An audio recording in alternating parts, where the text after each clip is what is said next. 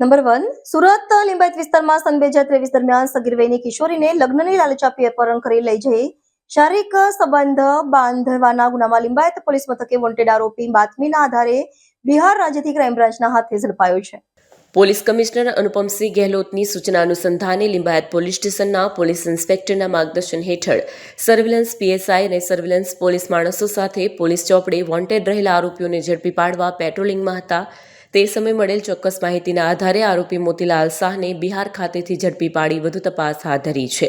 Police સૂત્રોના જણાવ્યા અનુસાર આજથી લગભગ 1 વર્ષ પહેલા લિંબાયત વિસ્તારમાં રહેતા પીડિત પરિવારના મોબાઈલ નંબર પર રોંગ નંબર પરથી ફોન આવ્યો હતો.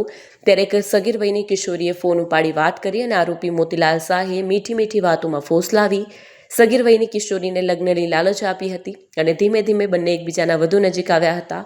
બાદમાં આરોપી મોતીલાલ શાહે લગ્નની લાલચે કિશોરીનું અપહરણ કરી વતન લઈ જઈ શારીરિક શોષણ કર્યું હતું. જે ગુનામાં લિંબાયત પોલીસ ચોપડે આરોપી વોન્ટેડ હતો.